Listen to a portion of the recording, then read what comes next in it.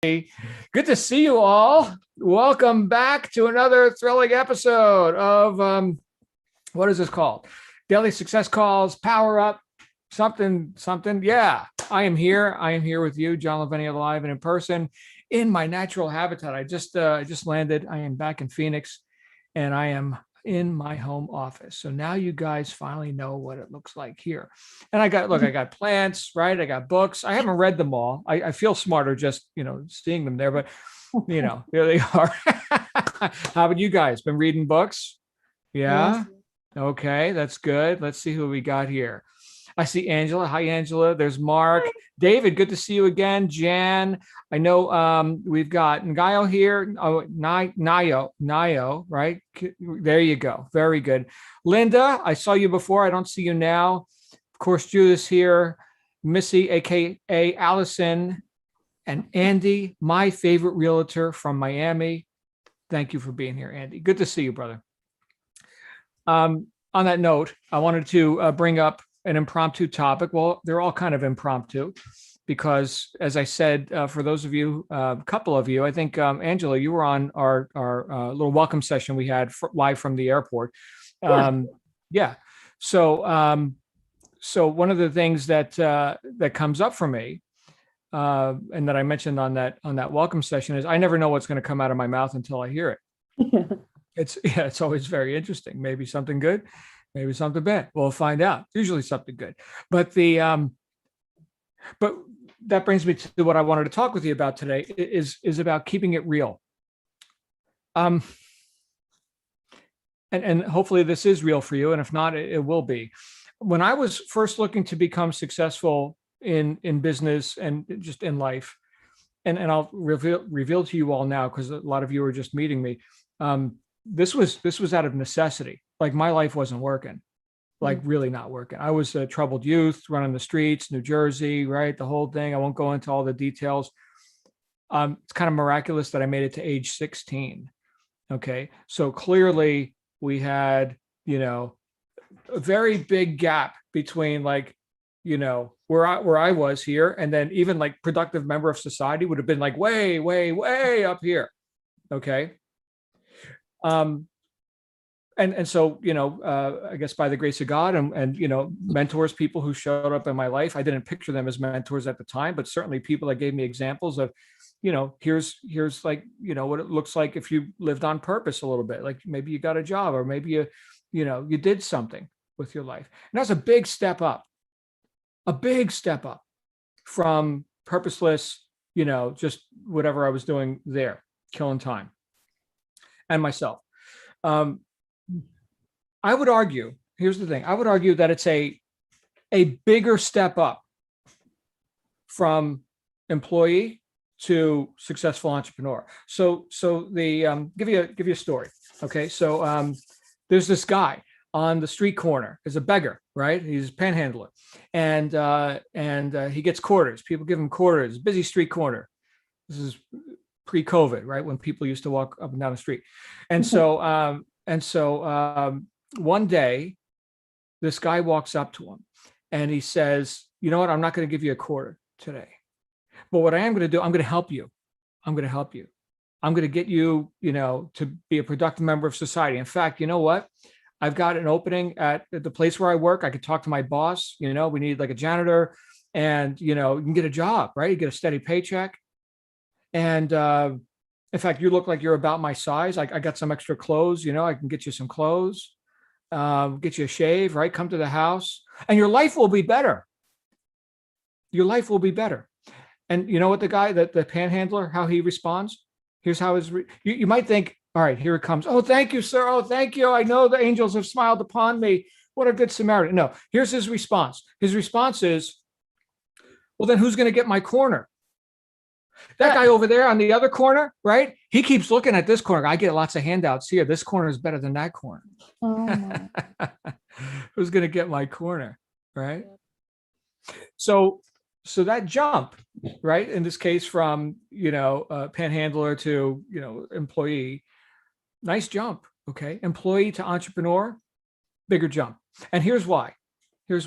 Because everything that goes through my mind, and everything that I've observed in life when I've cared to observe it, when I'm not like walking around like this, just being reactive to everything and assuming that I already know everything. When I look at how things work in life, it all comes down to one principle. And I mentioned it the other day.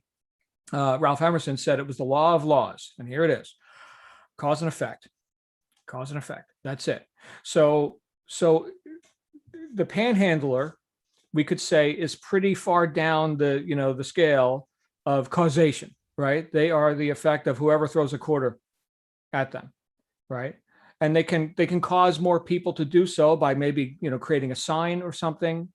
Puppies could induce more handouts, right? If they happen to have an animal or something.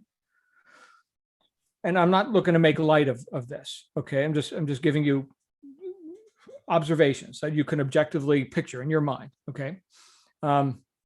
So they are the consumer, the recipient, the effect, not the cause, the effect in most interactions that they have. We go up to employee, and you're still you're subscribed to an agenda which promises what? Security, predictability. How many of us are addicted to security, predictability, knowing or being able to expect what's going to happen, whether you do an okay job or maybe a not so okay job, at least you're not getting fired, or maybe you do a really good job and you're not really getting paid what you're worth, but still there's predictability there. We like to be able to predict stuff, right? So because like floating through life like a ball, not knowing where you're going to bounce next, right? I mean, that's got its uses, I suppose, but at the same time, we like to cause stuff. We like to know that we can count on things. We like to know that we can count on each other. This isn't just in business or, getting a job and knowing that your paycheck will be there. In fact, a lot of you don't know that your paycheck is going to be there, which is why you're here now, right? You got a bit of reality, job security, and whatever that's supposed to mean, right? So still, you are the effect to a degree of the cause, which is the corporate agenda, which is also dictated by, what does the customer want, right? Here's the public that they serve, and this corporation serves this sort of audience. Okay, so who's the real customer, right? We'd be looking at, what is determining the decisions that are being made in the corporate level. And you're a piece in that machine. Okay, definitely up the scale. Okay, but now entrepreneur, hold on a second here. Whoa, we are abandoning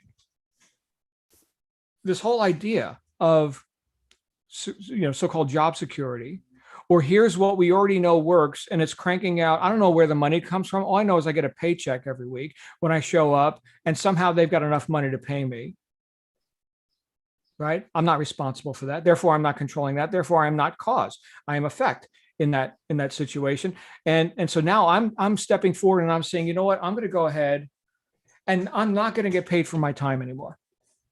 You know what? Because I'm never going to get paid what I'm worth at that job. And at the outset, perhaps I will supplement because I got to keep the lights on, right? I'm responsible too. I mean, it's one thing to be unreasonable and say charge. It's another thing to be irresponsible, right? So there's a line that you don't want to cross there. So maybe we're keeping the lights on with this job. This is what I did, by the way, when I was transitioning out.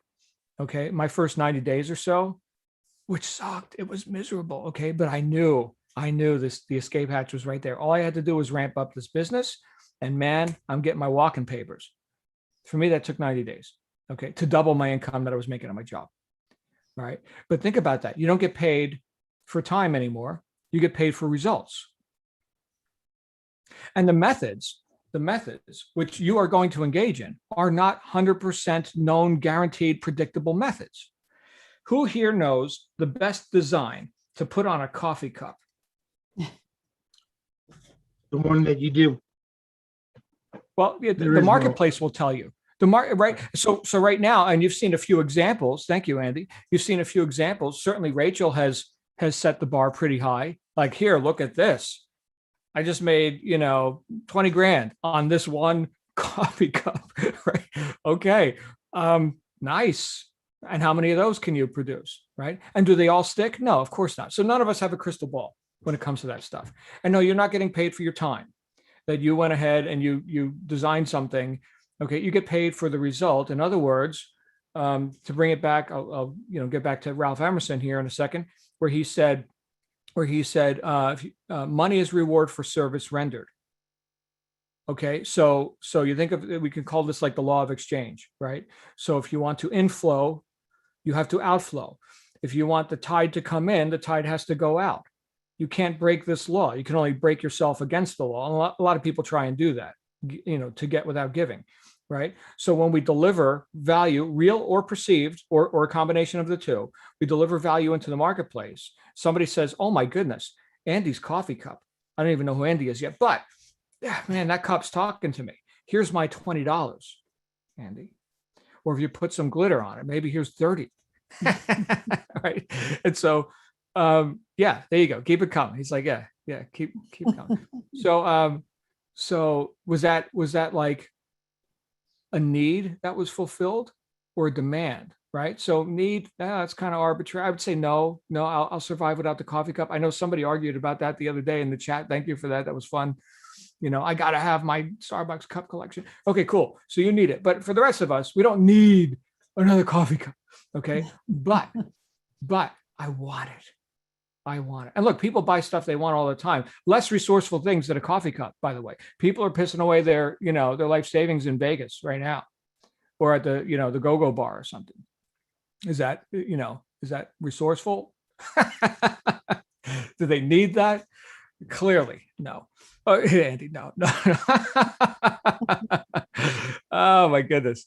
So we're going to exchange. Andy, you had a comment, sir. It's a numbers game, though. The more you do, yeah. So it's time, because with time, you're going to put in more numbers. Okay, so there's a quantity of effort that's made, which costs time. So you're investing time in that, and as Wayne Gretzky said, you miss every shot you don't take, right? So let's take the shot. Great news is that you got unlimited ammo, basically, right? It's not like each shot you take, like my friends who are doing Amazon FBA, private label and stuff like that. Here's 20 grand, 30 grand, get the boat, from India, China, Vietnam, do that, right? And that's workable too. You're definitely going to put out some money, and you're going to take bigger shots. Okay. And less of them typically, unless you got, the bankroll and you can go throw a couple 100,000 at something as a startup, right? Which people do all the time. Keep this in mind, everyone. This whole idea of being more in control of your time, your life, being more cause and less effect, this whole idea of this, people invest 500 grand for like an okay franchise, $250,000 for a crappy franchise. I did that, by the way. I did that. I before I got into, the world that I'm in now with authoring, speaking, coaching, and all that, I had a tool franchise. I was a Matco dealer. Anybody know those white trucks that drive around to garage, right? There's Snap-on, Matco. I was a Matco dealer. And again, working 80 hours a week, dealing with the guys, right? And giving credit where I probably didn't need to be given credit. And hey, you got your $20 payment this week. Oh, sorry, I spent it at the go-go bar, right? Oh my goodness. And dealing with shipping and receiving and warranty issues. And but it was a field that was pretty close to the street corner that I was on before. The street corner that I was on before that was mechanic. I think some of you know I used to be a diesel mechanic. I was a diesel engineer on a tugboat fleet in New York Harbor. Yeah. And then I got on land because I got tired of living with drunken sailors, and was working on trucks and heavy equipment out of New Jersey, and then working on cars and stuff. So here's a related field, a bit more self-expression, a bit more causative, a bit more control, more responsibility, less predictability, right? It's not like I'm punching the clock. So this is the big jump that I'm talking about, the big jump, and a very real jump, mentally and emotionally, from I'm just working my job and getting my paycheck to, what, I'm dissatisfied with that. I'm reaching higher. I'm reaching above mediocrity. And damn it, I deserve to. And here's why. I've got good reasons. To go ahead and express myself as an entrepreneur, and to put this value, this creative, ideas, these cup, shirts, whatever the actual product is that people are going to exchange money with you for. Okay. But I'm going to go ahead, I'm going to brighten somebody's day with this. Right. And they're probably going to refer their friends. and their coworkers and everybody else. And unapologetically, I'm going to accept their money. I'm going to exchange with my ideal target audience. Audiences, plural, right? Because again, you got unlimited ammo with this. It's really cool, right? How many ideas can you come up with? So, and you'll come up with a lot. In fact, we're going to show you how to do that too. But this is where personal development comes in. Okay. And that's why we spend this time together on these calls, and like you're getting oriented into like some of the stuff that goes on with our advanced group behind the scenes with the accelerator and all. Because it's not just, here's the data. Here you go, Linda, have some data. Good luck. Enjoy, do whatever you're going to do. Right. So that doesn't get it done. I could tell you that in every group that I've worked with different businesses and opportunities and methods, right?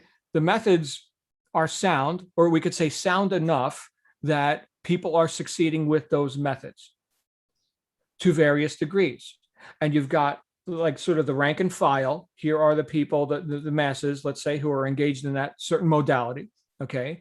And then you got the bottom couple of percent, 2 or 3% that kind of part-time sometime whenever they feel like it, if they're tired of watching Netflix Gilligan's Island reruns or something. Okay. And then you've got that top 2 or 3% that are like crushing it. Okay. And why is that? Why do those numbers keep showing up in anything? So here's a workable strategy. Here's data that could bear fruit. It's working in other people's lives. Okay. But why is there this strata of results across people with the same exact data? It's who's doing it. It's not just what you do. It's who's doing it. That's where personal development comes in. So back to my story, when I made this transition, and I've had to do it a few times, right? It was one thing to go from, purposeless, adolescent into, a mechanic, right? A productive member of society. Okay. That's nice. Okay. But my goodness, if I had to make those jumps in various areas of my life, from time to time, but it's only through the observation of, hey, my best thinking got me here, and I didn't come this far just to come this far. What's the next step? What's the higher plateau? Can I go further? Can I do this bigger, stronger, faster? Or can I change tracks on this, knowing what I know now? And can I apply new methods, which is of course what we're all doing here, apply new methods, because I've got a reason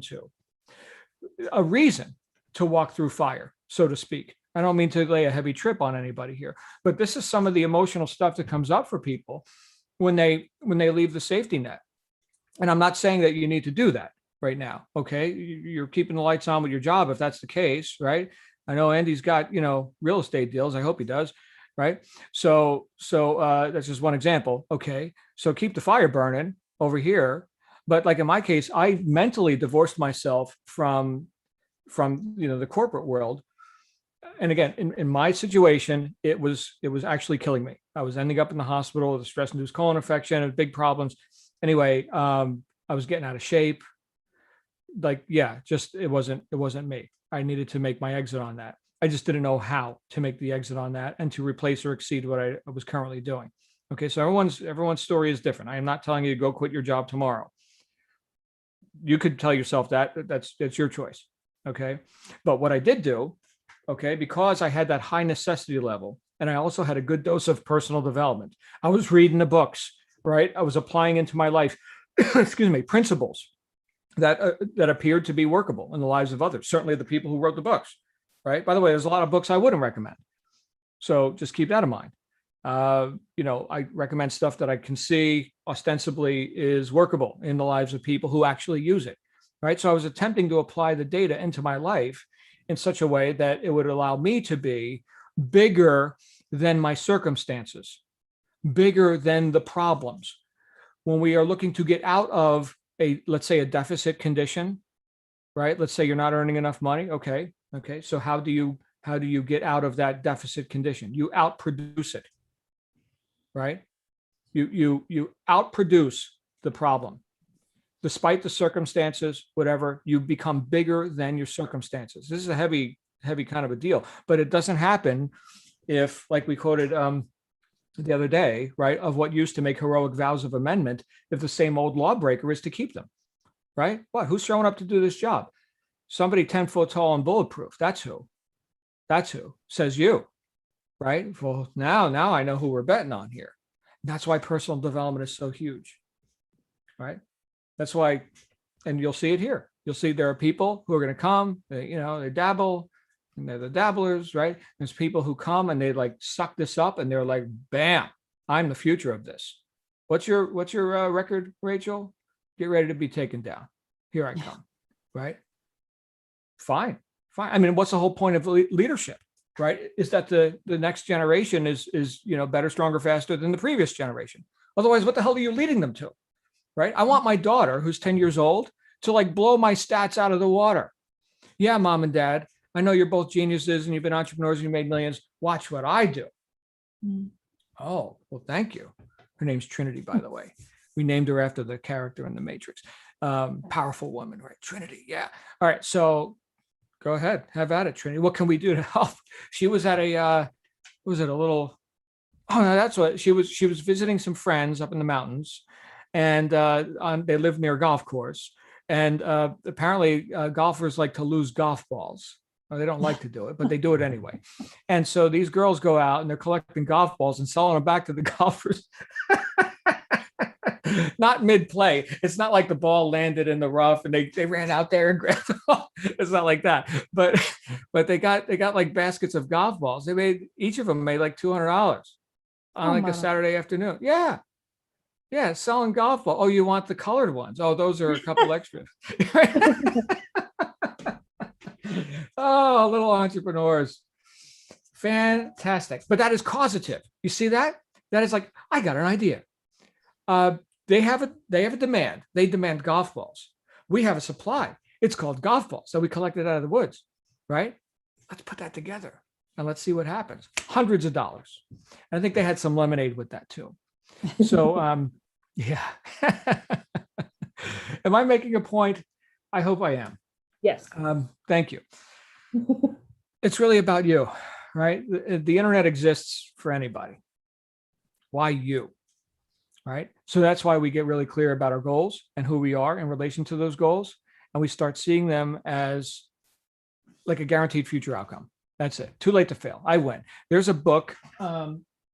It's one of the ones on that shelf there that was written in 1936 called Wake Up and Live by Dorothea Brand. Anyone ever read that book? Wake Up and Live. It's out of copyright. You can get a free copy. Or I could send you one if you're interested. Just email me, johnl@knowledgesource.com.au. And, but the first 4 chapters of this book, she just like takes the reader's head off. It's all about victimhood and why you love it. The will to fail, the rewards of failure. You see, there's a tacit consent, which means an unspoken agreement between failure type personalities. I won't hold you to account for your mediocrity as long as you don't hold me to account. We can all be mediocre together. It's very social, you see. We can have coffee, we can bitch and complain about our circumstances and agree with each other. Agreement, right? And that's your prize. You get to agree.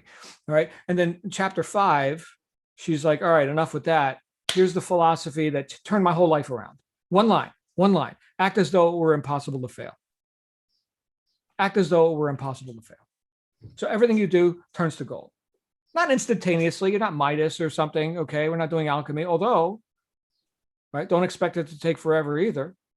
Okay. With that attitude, see, this is a personal development concept. With that attitude, with that higher degree of certainty and the emotional state, how does that feel when you're certain about something? How does it feel when you can, even without evidence, you can predict, you know what, this is going to be a hit?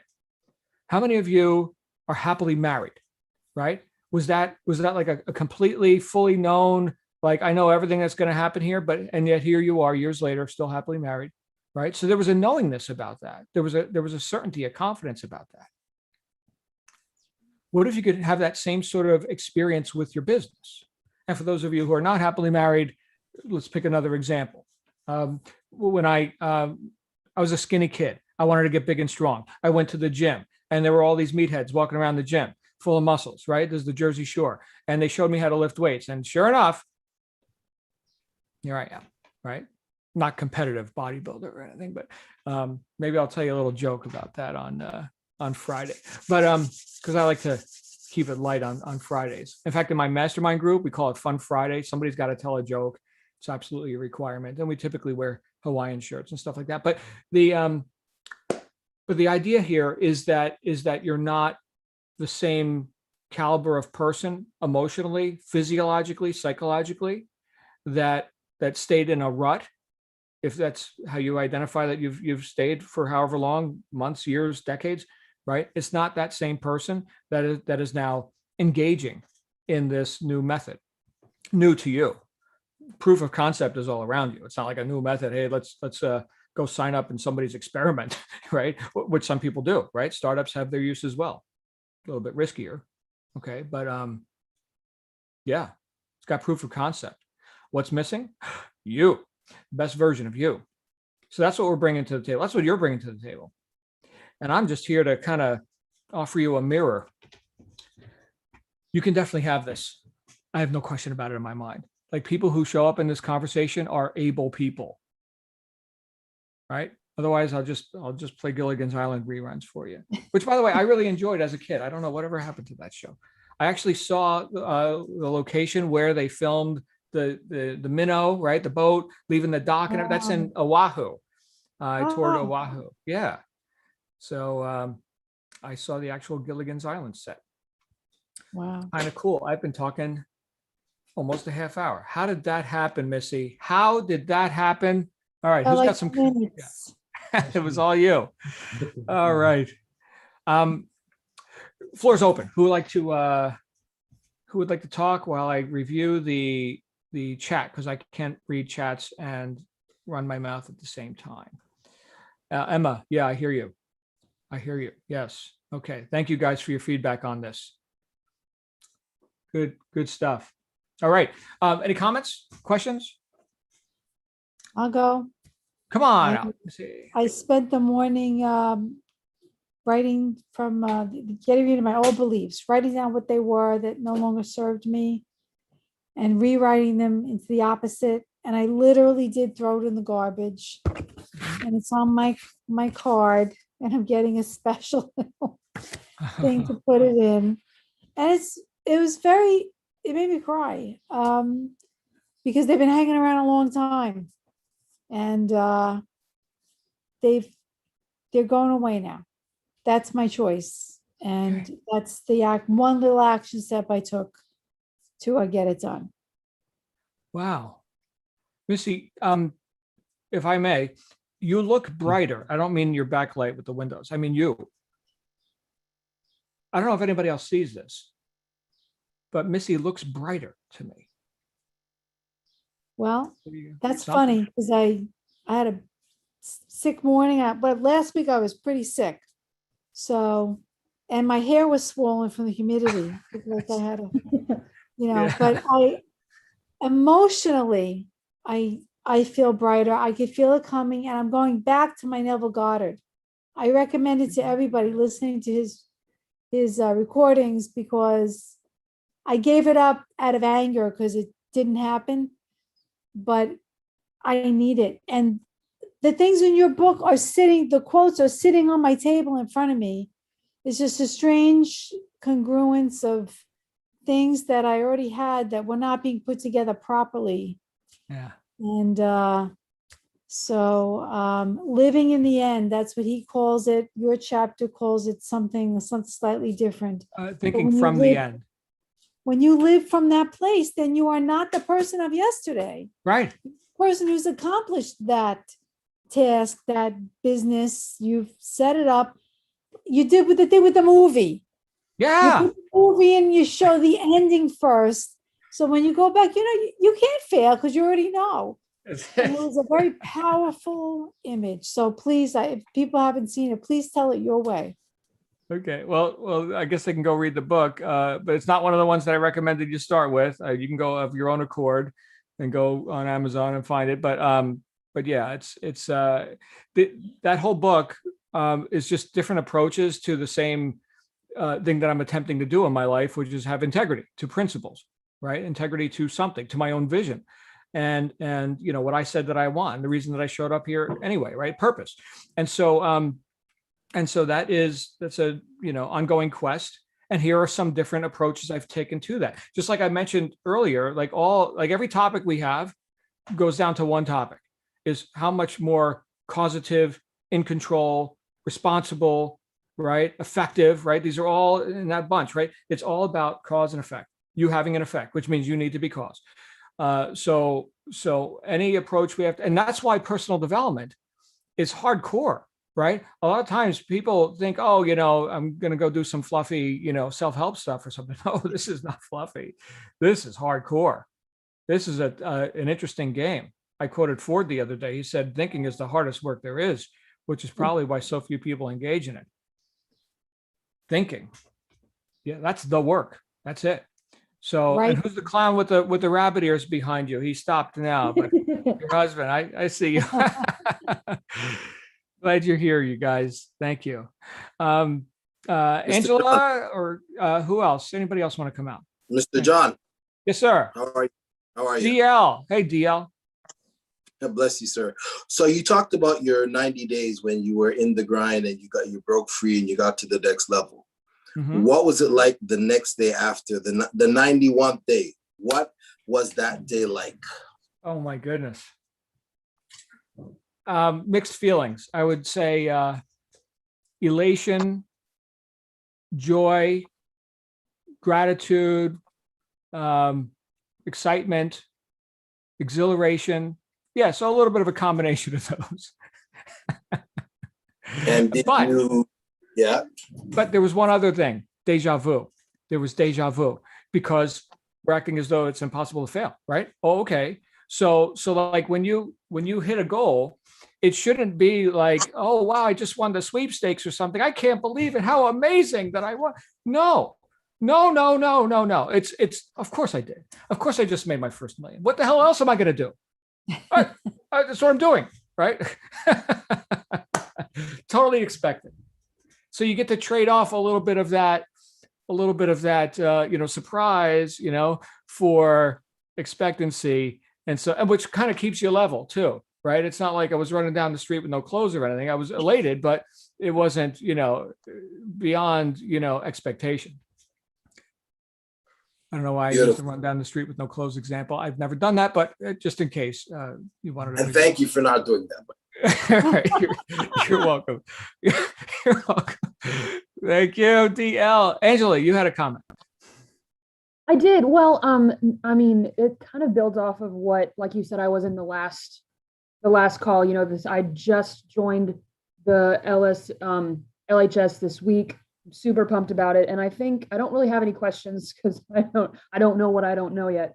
But I think one of the things that hit me the hardest is not hit me the hardest, but, you know, in your welcome call, you know, everyone, you know, the woman, I think it was Lisa who spoke, she said, well, I have this amazing business and I want to add to it. Or so many people, you know, they already have these, I guess it's because they're older. I'm only 28, but they have these thriving careers and they say, well, I want to change. I want this. Mhm. I am pretty much the exact opposite of that. I have tried every, you know, bottom of the barrel customer service. I've done the food industry. I've done everything. I was already at the breaking point. I just quit.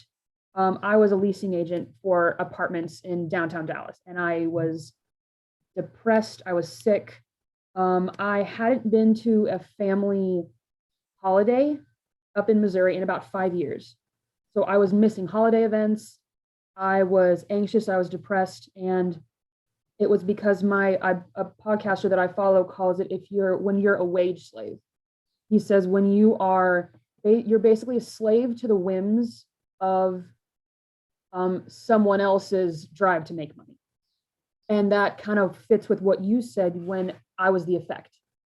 And so now I quit. I'm working DoorDash, which is not super, you know, the power of, you know, having your own schedule, doing all of that, having to motivate yourself. That is, you're 100% right. Self-development, 100%. You have to push yourself. But the LHS system is compounds on itself and the ability to grow versus something like DoorDash. It's like, yeah, I can make my own hours, but I'll be lucky if I crack $13 an hour. That's not livable. So I guess that's I don't know what my like driving point of this was, but I guess what hit me the most so far about what you've said is the entrepreneur versus, I'm a crazy note taker. So I've got everything down in writing. But basically the symptom, if you're just punching the clock, and I worded it, you're a symptom of the system. Wow. You're not creating the world around you. You're begging someone else to you're begging someone for the opportunity to be part of their system, I guess. Okay. And so it's I don't know, the mental shift for me. Like I said, this is my first meeting ever, so I'm just kind of soaking it all in. But those are some of the points that stood out to me. Be the cause, not the effect. Make your own system instead of being this, like the system. Wait, what did I say? The symptom of someone else's system. Okay. That's great. And you know what? Thank you, Angela. That's Angela, everybody. She's awesome. Hi, Yeah. Yay. Dallas, Texas. But the idea of being a slave, that's pretty pejorative. I think if that's your like experience, a time slave, right? Well, yeah, but if that's the words that you're using, right? That the outer dialogue reveals the inner dialogue, right? So if that's been your reality, okay, well then that needs to be confronted, and again, outproduce, right? So here's the thing, and this is like some more advanced stuff, but I mentioned that we're going to outproduce our circumstances or any deficit conditions or slavery type experiences that you're having. Okay. Now, the way to do that is to outgrow your post, right? So here's my post right now. It's DoorDash. You're doing the DoorDash thing. And that is a stepping stone, let's say, okay, into greater, realities. Okay. It keeps the lights on. It does whatever it does. You're not marrying that vehicle. Don't marry the vehicle, right? I did that and it got me in the hospital, right? Because I was trying to get, blood out of a rock, basically, and banging my head against the wall. And so what I had to do was use that stepping stone and then secure greater advantages and opportunities because I had outgrown my post. I became bigger than my position in that, scenario. Symptom, that's an interesting take on it. Cog in the wheel and stuff like that. I think, and useful. Look, here's the thing. You're not panhandling. Yeah. Right. Okay. So no invalidation, right? You got gainful employment, right? You're serving the public. You're delivering value into the marketplace. Well done, Allison. Well done, Angela. I called you Allison. Angela. Thank you. Thank you, Allison.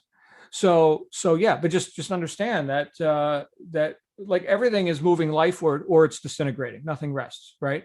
So just the fact that you've got this degree of intent to show up here amongst 38 of your closest friends who you haven't met yet, right? And say, here I am, I'm Angela, and damn it, I'm going to do this, right? And I'm going to engage in this whole personal development thing, which is not easy work.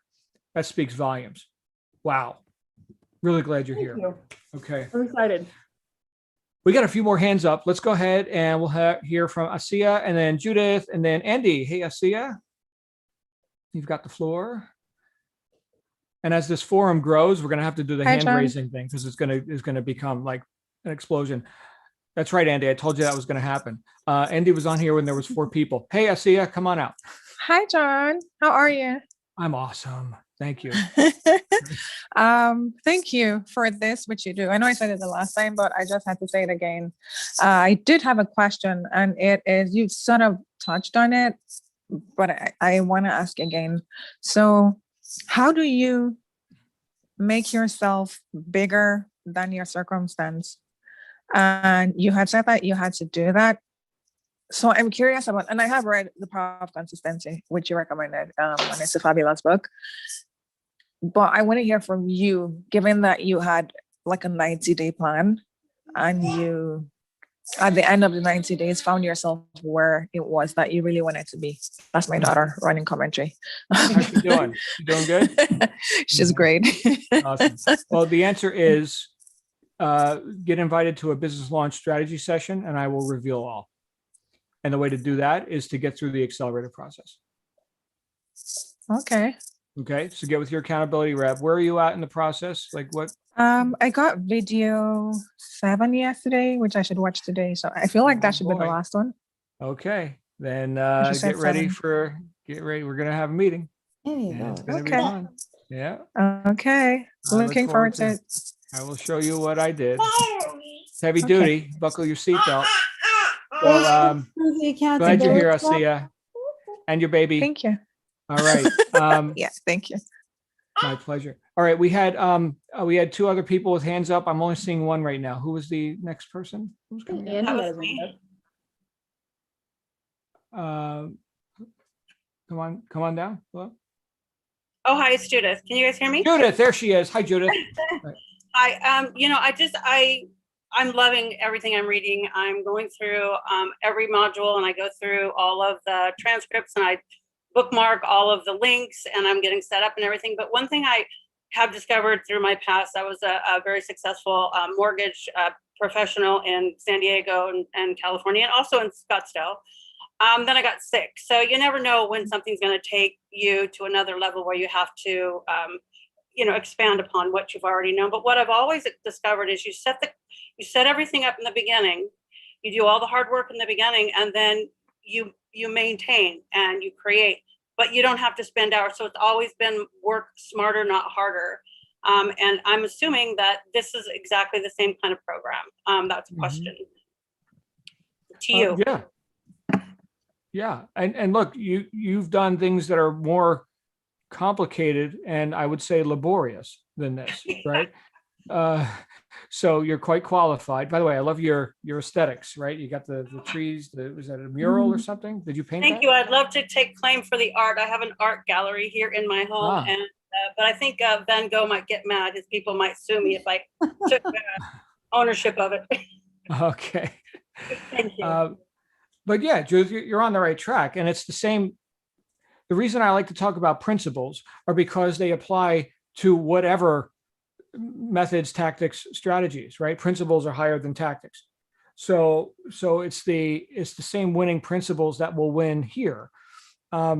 I would say in your case, of course, you're discovering new methods, right? So there's a lot of, variables and unknowns and things like that. And I want to get with you more on this because, and we're neighbors, right? You're up. Yeah, well, I am in Vegas now. I've recently relocated to reclaim my ability to provide for myself because I was always very successful. Then I got very, very sick for many years, and Right. yay, I'm back. But Well, we're glad I'm you're all back. about delegation and working smart and not super hard. So I'm a Wow. delegator. You're a delegator. I am a reluctant, reticent, difficult delegator. That is not my strong suit. Yeah. Really not me. I have a task. I'm going to get it done because I was the lead of many from 34 years in mortgage and real estate and life insurance. So, I mean, I know how to delegate because if you take it upon yourself, you're going to make yourself sick, which at some point when my overload hit, it was that. So. Right. Well, I've recently been, I have a secret weapon and it's called my wife. She's an excellent delegator. Yes. Yeah. Yes. So anyway, Judith, I'm so glad you're here. Thank you. Yeah, you're going to do just fine. So keep Thank coming you. and get with your accountability rep. We did have Andy who had a hand up. Guys, if you take your hands down, I can't remember who's doing what. So Andy, did you have a comment? Yeah, no, I have a challenge. My why? I mean, I as a realtor, I do well. So my problem is my comfort level. So I'm comfortable. My wife does well, I do well. And I'm finding it hard. And I know it's probably not that hard to do this, but other things come up and then my why for this isn't as big as it should be or could be. Okay. How do you get over that? You gotta play a bigger game is what it sounds like. There's a saying, good is the enemy of great. So you're comfortable. That's nice. But is that a stasis, right? So like, hey, this is perfect just the way it is, or it's good enough, right? So if you can invent a carrot to hang in front of your face, right? What we're talking about is significance, right? Are your goals, like we talked about yesterday with the SMART goals formula? We need significance or relevance in that. Because look, Andy, I already know, just because you and I go way back, right? We've known each other like a week and a half. I know that if you've got a high necessity level, you're gonna step up. At least that's how you occur to me, right? That you're not like you have no work ethic or something, right? You're in Right. your office every time I see you. You're not, and you could be out at the lake. I mean, you could be doing that too. That's fine. But here's a guy who keeps showing up, right? So why are we showing up? What's the bigger game? And maybe it's not, maybe you don't need another Rolls Royce or something. Fine. Who cares about the Rolls Royce? Maybe it's that, that project, the school, something. I want to pay for my son, my son's 12. I want to have, he's paid for college in Florida, but I want him to have the ability to go to Harvard and have it paid for. Okay. I Well, mean, maybe he that's- wants to go to Harvard. I don't know. I mean, that's, whatever. He doesn't care. He doesn't know what the hell, how to spell what Harvard. the hell is yet, but Harvard? that's Is that like Hogwarts? Is that like, where Harry Potter goes? Yeah. Right. So, okay. But you've got, I mean, there's a reason to go ahead. And I mean, how long do you want that to take? Right? Can we speed that up? Let's go ahead and get the bank account going here. So, yeah, but that's what comes up for me is the idea of good versus great. And in fact, there was a book written. Who was that? The CEO of IBM wrote that, I think. Good versus great, or good to great. I think that's what it was called. Oh my goodness, I got to go to my next meeting. Look at that, guys. I did see Angela raised her hand again and then put it back down. Angela, did you have something else? No, I'm just soaking it in. Soaking it in, baby. All right. So I do see I've got all the chats here. I am going to read them. And I do see Emma, you with the laryngitis, right? I'm reaching out to your accountability rep. We're going to make sure we get this, get you handled. Okay. Allison, Missy. Just a quick, Aisa brought up about video modules, and you talked about a business lunch, so I know nothing about that. Maybe next time you can talk about it, or, The accelerator modules. I know, I don't see any of those modules. I don't know. Okay. Who's your accountability rep? Ted, we're meeting tomorrow. Okay. All right. I'll let Ted know that, yeah. Okay. Very good. Missy, we'll get that handled. Thank you. My friends, I got to roll. All right. I got actually a coaching call with another thing. I will see you all again real soon. Make it a great day. You totally deserve